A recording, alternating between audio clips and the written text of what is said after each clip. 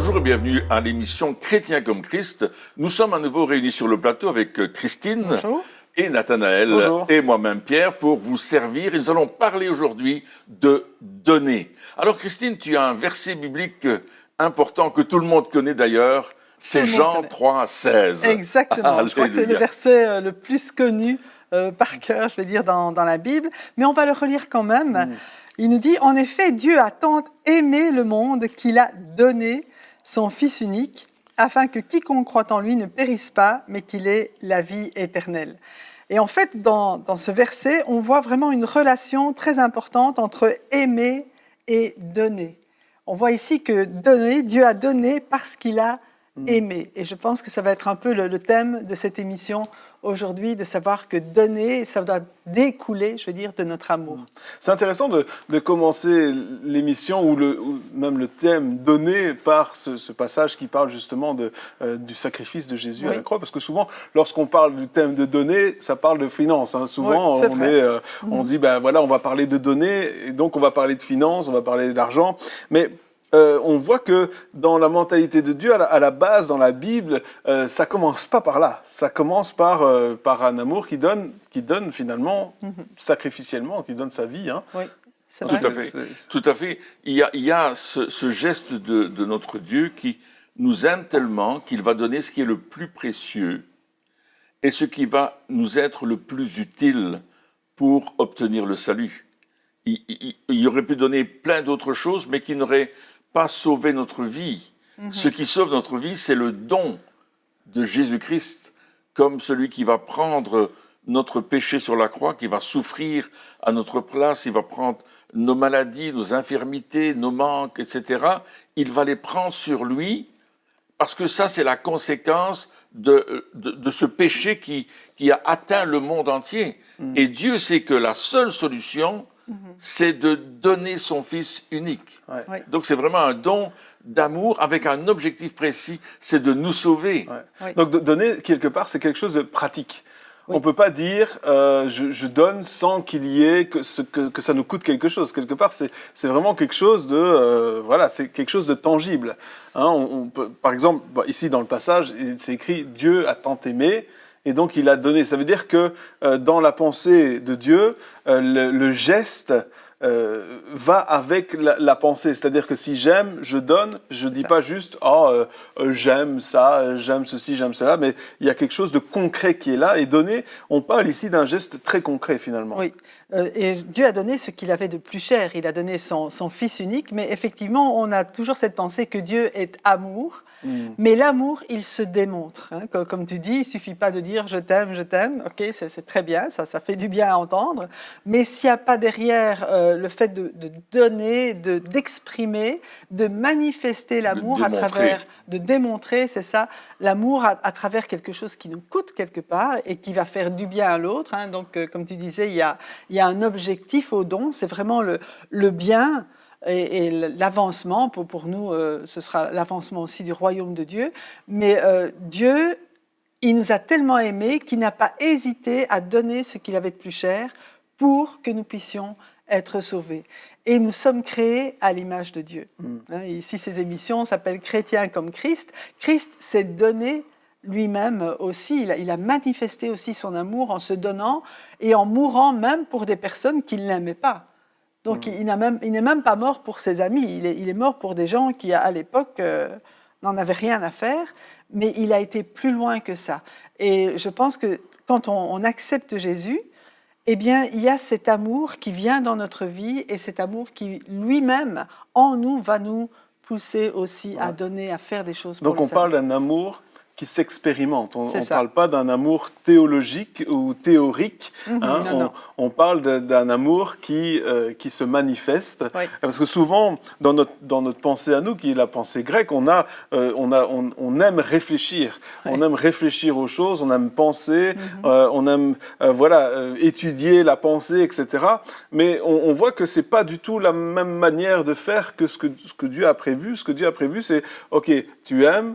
Tu donnes, et là on est en train de voir que la base finalement du don, en tout cas dans ce passage-ci, base du don et dans le reste, c'est l'amour. Oui. On ne donne pas par peur, on donne pas par crainte de représailles ou pour plaire ou pour ceci, pour par cela, obligation. ou par obligation. C'est vraiment la base du fait de donner, c'est l'amour. Et donc, ça veut dire que dans nos vies aussi, on doit se poser la question dans tous les domaines où nous donnons, que ce soit évidemment, alors là, on parle des finances, mais que ce soit surtout de notre personne, lorsqu'on donne de notre personne, voilà, quelle est la base de ce don? Est-ce que nous donnons par amour, ou est-ce que nous donnons, voilà, par peur, Pour faire comme tout le monde. pour faire comme tout le monde, Pour être bien vu. pour être bien vu. Voilà, il y a toutes ces raisons qui sont là aussi. Et si les raisons ne sont pas bonnes, eh bien, le don n'est pas vrai. Et donc, n'a pas la même valeur. Voilà, donc la question qu'il faut se poser, c'est comment est-ce que je peux faire pour donner, mais avec la bonne attitude et avec le bon fondement. Mais la première chose qu'on constate dans ce passage de Jean 3,16, c'est que Dieu est un donneur. Il donne. Il nous a donné la vie, il nous a créés, il a créé la terre. Il a tout créé avant de nous créer pour que quand on arrive sur la terre, on soit dans des conditions maximum de vie. Donc, quelque part, Dieu est un donneur. C'est son caractère et c'est sa volonté et c'est sa nature. Donc, quelque part, je vais devenir comme lui. Et je vais vouloir aussi faire les mêmes œuvres que lui. Je vais vouloir donner, je vais vouloir aider. Et mon cœur va s'aligner sur la pensée de Dieu. Tu parlais de la pensée grecque qui a envahi notre société aujourd'hui, notre manière de penser. Mais la pensée de Dieu est au-dessus de cette manière de penser. Parce qu'il va donner son amour. Et quand nous, on va se donner ou on va donner quelque chose, il faut qu'on le fasse en entier, pas seulement en partie, pas seulement avec un tout petit peu. Là, je vais donner un tout petit peu, mais Dieu nous demande de tout donner. Oui, quelque part, quand on dit « je vais donner un tout petit peu », c'est parce qu'on se sent obligé, forcé à donner, et donc on fait les choses, mais on appelle ça le minimum syndical. Hein. Ouais, donc vraiment, ça, voilà, si on pouvait faire moins, on ferait moins. Hein. Si c'est ça le minimum que je dois donner, ou de ma personne, ou peu importe, alors je vais le faire. Est-ce que le fait de ne pas donner peut aussi provenir de cette mentalité de manque? C'est-à-dire qu'on a peur de manquer, on a l'impression que si on donne ce qu'on a, ben on n'aura plus. Hein, et même, ça va aussi avec l'amour, ça va aussi avec toutes ces choses-là, parce qu'on se dit, ah oui, mais si je donne mon amour, j'en aurai plus, ou si je donne, je sais pas moi, des trucs, des astuces, des choses que j'ai apprises, parce qu'on doit aussi donner ce qu'on connaît, notre connaissance. Si je donne, eh ben alors, ils vont me dépasser, ils vont aller, on a cette peur de manquer, et Dieu nous donne justement parce que lui, il a tout. Et donc, si on veut être des chrétiens comme Christ, on doit se mettre à cette même perspective en disant, oui, non, au fait, la vérité, c'est que plus je donne, plus je vais avoir. Plus Dieu va donner aussi, pour que je puisse aussi continuer à distribuer ce que j'ai. C'est ça, parce qu'en fait, on ne peut donner que ce qu'on a reçu. Donc d'abord, il faut réaliser, mais de qui est-ce que je reçois ? Est-ce que je reçois d'une source qui va tarir si moi je donne ? Ou est-ce que je reçois d'une source qui, au contraire, va se multiplier parce que je donne ? Et en fait, c'est ce qui se passe. Dieu dit que si on donne, eh bien, il va nous être donné encore plus pour qu'on puisse donner encore plus. Oui, et puis il faut réaliser, comme tu disais, il faut réaliser que nous avons. Oui. Des fois, on a l'impression qu'on n'a pas. C'est-à-dire que, par exemple, on a un peu de connaissances, eh bien, on se dit, mais non, mais j'y connais rien. C'est pas vrai. On connaît un petit peu, mais on a l'impression que ce n'est pas assez que pour pouvoir donner. Alors que la vérité, c'est que ce qu'on a, on peut déjà le donner. Oui. Hein, on peut déjà, même si tu as l'impression de presque rien avoir, même si tu as l'impression que, par exemple, des fois on se dit, ben oui, mais j'ai pas beaucoup de talent, comment est-ce que je servirai Dieu? J'ai pas beaucoup de talent. Mais la vérité, ça c'est un mensonge. La vérité, c'est que on a un talent, mais c'est à nous à le développer, et le seul moyen de le développer, c'est en le donnant. C'est ça. C'est en donnant. Et il y a un exemple extraordinaire dans la Bible, c'est quand Pierre et Jean montent au temple, au chapitre 3 des Actes des Apôtres, et qu'il y a ce boiteux de naissance qui est là, et qui attend de recevoir une pièce d'or, une pièce d'argent, et Pierre et Jean vont dire, je n'ai ni argent ni or, mais ce que j'ai, Ouais. Et ce qu'il avait, c'était la puissance de Dieu en lui, cette onction extraordinaire que Jésus avait déposée en Pierre, juste le chapitre avant, chapitre 2, où le Saint-Esprit est descendu sur les apôtres, ils ont reçu une onction puissante pour aller et annoncer l'Évangile et guérir les malades. Donc il avait reçu cela, il savait qu'il l'avait. Ce que j'ai, je te le donne. Et au moment où Pierre dit ça, il va avoir un geste pour donner, il va prendre la main. Parce que le monsieur, il tendait la main pour recevoir. Et il dit, ce que tu as, tu me le donnes. Alors, je vois, imaginons cet homme qui a la main tendue, et Pierre prend sa main, il dit, lève-toi et marche. Et cet homme qui était paralytique, paralysé de naissance dans ses jambes, s'est levé, a commencé à marcher, à sauter, à louer Dieu, parce qu'il avait reçu ce que Pierre avait reçu lui-même et que Pierre a donné. Et ça s'est multiplié chez Pierre par la suite, et chez les apôtres. Ils ne n'ont pas arrêté là. Mais ce que j'ai, je te le donne. Et il a fait le geste de donner et de prendre la main et dire, lève-toi. Ça veut dire qu'il faut oser aussi donner. Absolument. Il faut oser le faire, parce que je veux dire, prendre un paralytique par la main et le lever, c'est quand même quelque chose de... Il faut être brave, quoi. Mais quelque part, on peut se dire aussi que si on revient à ce au début, en commençant, on a parlé du fait que c'est l'amour qui est à la base du fait de donner, eh bien, c'est l'amour qui a poussé à ce miracle. C'est parce qu'il s'est dit je ne veux pas que cet homme reste comme il est. C'est pas le but, c'était pas de faire le show. Non, le but, c'était non, pas d'impressionner la galerie. Non. Le but, c'était quand il a vu cet homme, il a dit je suis sûr qu'il était ému de compassion, comme Jésus. Il était ému de exactement. compassion lorsqu'il voyait ces gens-là. Et l'amour, quelque part, a fait qu'il a dépassé la politesse. Souvent, on ne dit pas les choses aux gens, ou on fait semblant de rien, ou on ne donne pas ce qu'on a parce qu'on veut être poli, on ne veut surtout pas, on veut être correct, on ne veut pas choquer, on ne veut pas importuner, etc. Mais il y a des fois où, si on aime quelqu'un, il faut l'importuner. Oui. Si on aime notre ville ou notre pays ou peu importe, il faut importuner. C'est l'amour justement qui va nous pousser à faire des choses qui vont au-delà de la bienséance, de la politesse, etc. Et je pense que s'il n'avait pas fait ça, s'il avait voulu rester correct, s'il avait voulu dire non, surtout, j'ai pas envie de créer une scène ici, je veux pas déranger personne, eh bien, il n'aurait pas donné. Donc quelque part, le fait de donner, des fois, il faut oser donner aussi. Il faut oser donner, il faut aussi oser laisser l'esprit en nous dicter nos actes plutôt que notre intellectuel et puis toutes nos réticences. Parce que c'est vrai que, je sais pas, moi, quand on reçoit Jésus au début de notre conversion, ben, on dit, waouh, je me souviens, c'est vraiment, c'était des flots, quoi. Je pouvais pas arrêter ça. Mais parfois, au fur et à mesure, on réfléchit, mais il faut être sage, mais il ne faut pas aller trop loin. Et toutes ces réflexions qui reviennent auraient plutôt tendance à faire taire l'esprit en nous. On se met des contraire. limites tout compte Oui, fait. on se met des limites. Alors et maintenant, le Saint-Esprit n'a pas ses limites. C'est vrai qu'il faut être sage aussi. Hein. Oui. C'est Mais il clair faut être sage par rapport à la parole de Dieu, voilà. Et pas puis, par rapport à l'esprit. Il faut un humain, juste quoi. équilibre. C'est-à-dire que c'est vrai que lorsque on est nouveau converti, On donnerait tout. on crie dans tous les coins, etc. Mais il y a plein de choses qu'on fait qui n'ont pas de résultat parce qu'elles sont un peu trop folles peut-être ou trop Oui. Voilà. Mais des fois, ça a du résultat Si tu quand ne les même. fais pas, tu n'as pas de Si tu ne résultat le fais du pas, tout. tu n'as pas de résultat. Extravagant. Un peu trop, peut-être.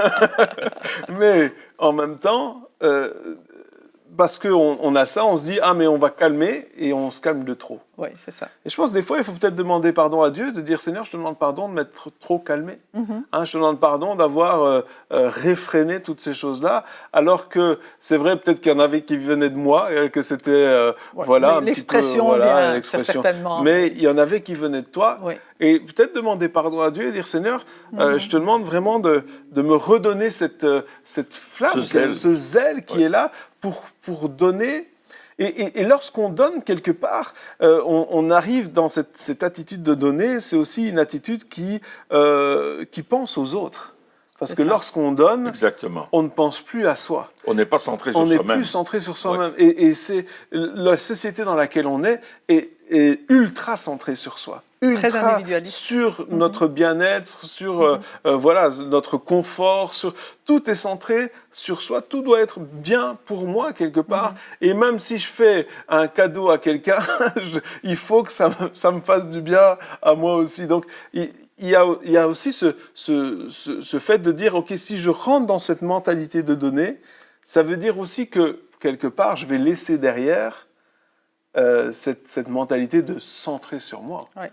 Et ça dérange notre chair. Hein, Oui, c'est sûr. ça va nous déranger quelque part. Il y a quelque chose qui va dire non, fais pas ça, arrête, qu'est-ce que tu fais, stop. Et la peur de manquer, enfin tout ça va venir. Mais il faut dépasser cela. Ouais. Absolument. Et le fait de dépasser cela, c'est aussi, dans le cas de Pierre et Jean, je reviens à cela, ils sont conduits par l'Esprit. Ils marchent par l'Esprit. Ouais. Et quand on est centré sur soi, on marche par la chair. Ouais. Parce qu'on dit, moi je. C'est ça. Donc la chair, c'est tout ce qui est là pour nous se faire plaisir, hein, se faire du Absolument. bien. Donc c'est ça la chair. Hein, parce que bon, Alors ça ne veut pas dire qu'on ne peut pas se faire plaisir, non. mais on doit être capable de donner un maximum, de nous donner au maximum pour faire ce que Dieu nous demande de faire et pour vraiment agir vis-à-vis des autres qui ont besoin. Oui, puis quand on donne, la vérité c'est que quand on donne, ça nous fait plaisir. Bien plus bien que sûr. quand on fait plaisir. Non, mais quand on C'est essaye vrai. de se faire plaisir. Alors, on aura toujours cette pensée qui dit, mais non, alors pense à toi d'abord, etc. Mais la vérité, c'est que quand on est centré sur soi, On est malheureux. on essaye de se faire plaisir un maximum, c'est-à-dire qu'on centre toutes les activités de notre vie sur notre bien-être, ce qui nous fait du bien, etc. Mais ce bien-être-là n'est pas complet par rapport, c'est comme si c'était juste une partie de bien-être qui est super éphémère, c'est-à-dire que ça nous fait plaisir pendant 5 minutes et après c'est déjà fini. Et puis après, et après il y a ce vide, on n'est pas comblé. Alors que lorsque on donne, eh bien, et qu'on a cette attitude de j'arrête de penser juste à moi et je commence à penser aux autres et à ce que Dieu veut, etc., eh bien, on va avoir bien plus de plaisir en faisant cela. Oui. Voilà, donc il y a aussi un mensonge qu'il faut briser. C'est ce que la Bible nous enseigne. Il y a plus de joie à donner Ouais. qu'à recevoir. Ouais. Il y a dans le fait de donner une joie surnaturelle qui vient dans notre vie. Et ça, c'est quelque chose qui vient du Saint-Esprit. Ouais. Il va nous donner cette joie. J'ai donné quelque chose à quelqu'un. Je lui ai donné une parole d'encouragement. Je lui ai donné un coup de main dans son travail. Je l'ai aidé à démarrer sa voiture, à pousser sa voiture. Je l'ai aidé à faire ceci ou cela. Quelque chose de pratique. Et je dis, je suis satisfait là. J'ai aidé quelqu'un. Ça c'est bien. Ouais, c'est ça. Il y a cette joie qui vient. Absolument. Et ce qu'on voit quand même, c'est que le don est quand même quelque chose de sacrificiel. Hein. Donc, effectivement, quand je donne, je m'oublie ou bien je mets de côté mon propre intérêt pour chercher l'intérêt de l'autre ou l'intérêt du royaume de Dieu. Et vraiment, on sait qu'il y a un but.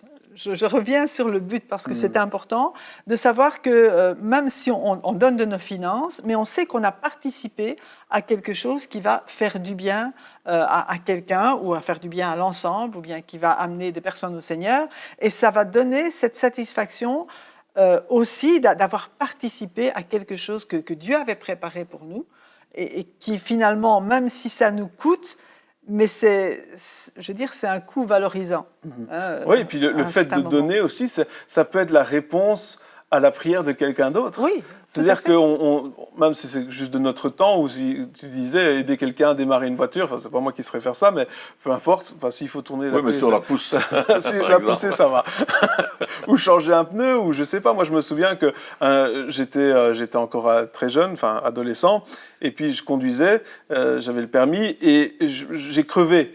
Et moi je savais absolument pas comment changer un pneu. J'étais tout seul dans la voiture, j'avais personne avec moi, j'étais à 200-300 km de là où je devais aller, et j'ai crevé, je savais pas. Et là je m'arrête et je dis mais Seigneur aide-moi, je savais pas où était le cric, je savais pas c'était quoi une route, enfin je savais rien quoi.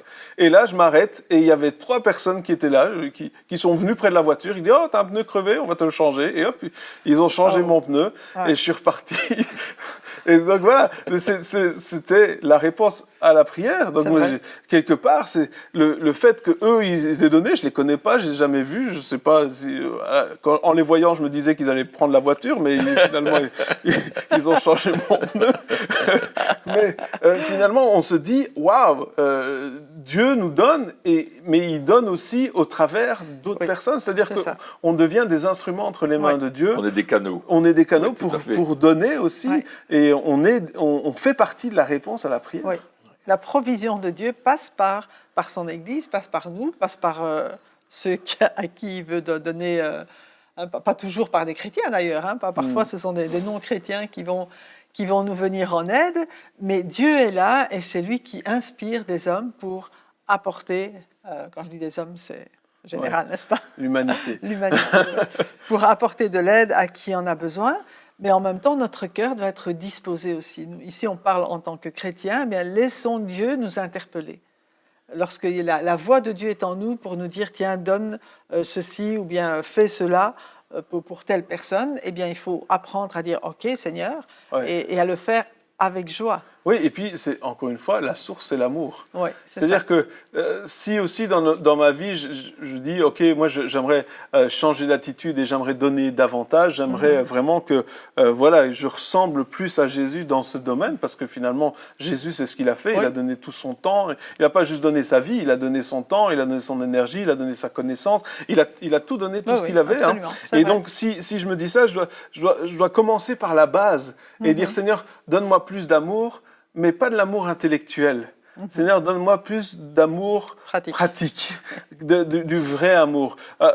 Des fois, on doit apprendre à moins parler et à plus faire. Oui. Hein, des fois, on est bon pour parler, voilà, mais Dieu nous appelle à faire, parce que si on ne fait pas, la foi sans les œuvres est morte. Oui. Si on croit des choses, oui, je crois que Dieu est amour, oui, ok, mais est-ce que tu le vis ? Est-ce que tu vis que Dieu est amour ? Et comment est-ce que je peux le vivre ? Bien, en manifestant cet amour autour de toi, en donnant. En donnant, tout simplement. Tout simplement, en ayant cette attitude de cœur, ce désir. Et je pense que cette manière de faire, elle va naître de 2 façons différentes. Parce que je vais commencer à lire la parole de Dieu et que je vais découvrir l'amour de Dieu, pas seulement la loi de Dieu, mais aussi son amour, ce pourquoi il nous a donné certaines choses. La motivation de Dieu en nous donnant la loi, par exemple. Hein, c'est pour qu'on puisse discerner ce qui est bien, ce qui est mal, pour qu'on puisse marcher en toute sécurité dans notre vie. Et la deuxième façon, c'est la prière. Parce que plus je vais avoir une intimité avec Dieu, plus je vais avoir une relation avec Dieu, plus je vais lui ressembler. Et ça, c'est deux méthodes, ou je vais dire 2 chemins qui vont changer notre vie et qui vont faire que tout d'un coup, je vais être capable de donner et de me donner pour suivre Jésus, pour faire comme Jésus. Parce que suivre Jésus, c'est pas simplement le regarder de loin en disant je vais te suivre, voir ce que tu vas faire, c'est devenir comme lui. Hein, Paul disait, soyez mes imitateurs comme je le suis moi-même de Christ.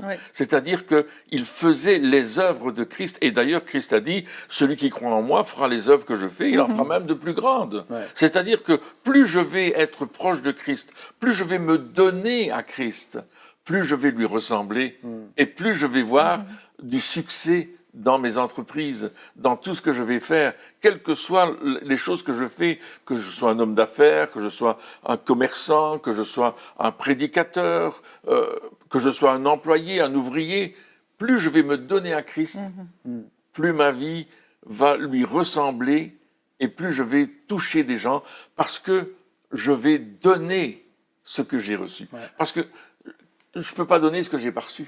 Exactement. Mais si j'ai reçu cet amour à travers une relation avec Christ, waouh, extraordinaire, parce que je vais le partager et je vais moi-même être le don. Christ était le don.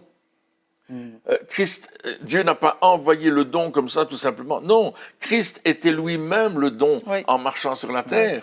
Et tout ce qu'il fallait faire, c'était déballer le don. Si je te fais un cadeau et que tu ne le déballes pas, t'as beau avoir eu ce cadeau-là, ça représente rien pour toi. Tu dis, ouais, c'est beau, c'est une belle boîte, elle est bien emballée, etc. Mais tu sais pas ce qu'il y a dedans.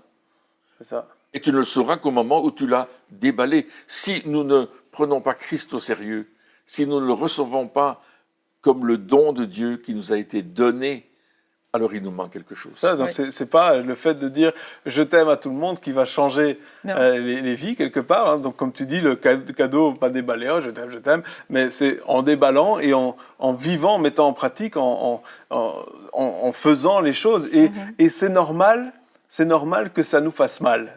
C'est normal que ça nous coûte, hein, parce que des fois on dit oui, mais donner, il n'y a aucun problème, c'est super cool. Alors c'est vrai que le résultat est génial, mais le processus fait mal. Il suffit de demander à Jésus. Oui. Alors le résultat, il est ressuscité, il est assis à la droite de Dieu et il règne en majesté. Et, alléluia. Mais le processus, on parle quand même d'un amour sacrificiel. Hein, oui. D'un amour sacrificiel. Et quand on pense à sacrifice, eh bien, on ne peut que voir Jésus qui a dû abandonner aussi sa vie, il a souffert, etc. Donc ça veut dire aussi que des fois, lorsqu'on donne, il ne faut pas qu'on s'étonne que ça nous fasse mal. Oui. Il ne faut pas qu'on s'étonne de dire « Ah mais non, moi je pensais que dès que j'allais donner, ça y est, wouhou, ça allait être extraordinaire. » Non, ça coûte. Des fois ça nous coûte. Oui. Notre temps, ça nous coûte parce que peut-être on a envie de faire autre chose, parce que des fois on a peut-être des autres choses à faire, des vrais besoins qui sont là, mais où on choisit quand même de laisser ça de côté pour donner. Donc ça veut dire que ce serait mentir que de dire « Ah ben non, donner, c'est super simple. » Tout. Non. C'est difficile. C'est difficile, mais il faut le faire quand même, parce que le résultat est bon. Oui, et ça montre aussi que aimer, c'est pas seulement un sentiment. Nous, on est très, très sentimental. Ouais. Et on dit, ah oui, je l'aime, je le sens pas. On ne va pas, c'est fini là, on n'agit plus sur nos sentiments. S'il y a des sentiments qui viennent, merci Seigneur, c'est super, mais ils ne sont absolument pas nécessaires, ni pour aimer, ni pour donner. Il faut vraiment juste laisser... le cœur, mais le cœur, c'est pas seulement des sentiments non plus, c'est beaucoup plus au niveau de la volonté, au niveau de oui, je choisis de faire du bien, je choisis de faire les choses que le Seigneur me demande. Donc ça veut dire qu'on attrape une certaine maturité spirituelle. C'est ça. Hein, je dirais que quand on est basé sur nos sentiments et tout, c'est un petit peu quand on est des bébés spirituels, voilà, ou des petits enfants, et c'est normal. Oui. Mais à un certain moment, il faut dire ok, je vais aller au-delà de ce que je ressens. Et je vais aller dans l'obéissance qui va au-delà des sensations, des sentiments, etc. Parce que j'ai foi. Hein, à ce moment-là, on n'est plus basé sur voilà ce qu'on ressent, mais on est basé sur ce qu'on croit qui vient de la parole de Dieu. Oui. Et on sait que lorsqu'on fait ce que la Bible nous demande, on sait qu'il va y avoir du résultat. Oui. Qu'on le voit, qu'on ne le voit pas, qu'on le sente pas, qu'on le ressente pas, le fait de donner, encore une fois, et pour avoir l'équilibre selon l'inspiration du Saint-Esprit, pas à tort et à travers, mais selon ce que le Saint-Esprit nous inspire de faire, eh bien, on va savoir que ça aura toujours un fruit. Et le but, c'est pas de se faire plaisir à soi-même, à la base. Le but, c'est vraiment de faire plaisir à Dieu en donnant aux autres qui sont autour de nous et en donnant ce que Dieu nous demande de donner. Exactement. Ok, bien, chers amis, merci de nous avoir suivis encore pour cette émission et puis on se retrouve très bientôt pour la suite. Au revoir.